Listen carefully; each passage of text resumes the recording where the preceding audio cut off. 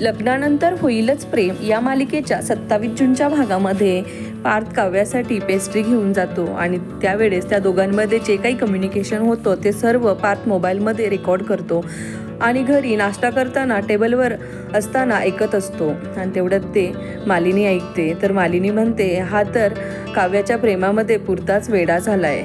तर दुसरीकडे जीवा काव्यासाठी पत्र लिहितो की आपण वेगळे होण्यात सर्वांचं भलं आहे, त्यामुळे मला समजून घे आणि मी ज्या काही चुका केल्यात त्याबद्दल मला माफ कर। आपण दोघेही आता मूव ऑन होऊयात, तू माझ्यापेक्षाही बेटर डिझर्व करतेस।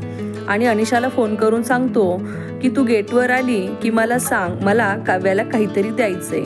तर तेवढ्यात नंदिनी रूममध्ये येते आणि ते पत्र वाचते आणि मिसअंडरस्टँडिंग करून घेते आणि म्हणते की आता तर जीवाला घटस्फोट दिलाच पाहिजे।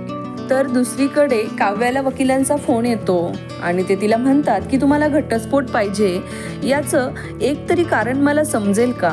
त्यावर काव्या म्हणते की माझा नवरा आणि माझं सासर खूप चांगलं आहे, मी आता तरी घटस्फोटाचा विचार करत नाही। त्यावर वकील म्हणतो की तुम्ही म्हणजे तुमचा संसार, तुमचं लग्न मान्य केलंय का? त्यावर काव्या विचारात पडते। आता काव्या सुद्धा हळूहळू पार्थच्या प्रेमात पडेल का? तुम्हाला काय वाटतं कमेंट करून नक्की सांगा आणि असेच व्हिडिओ पाहण्यासाठी आपल्या चॅनलला सबस्क्राईब करा। धन्यवाद।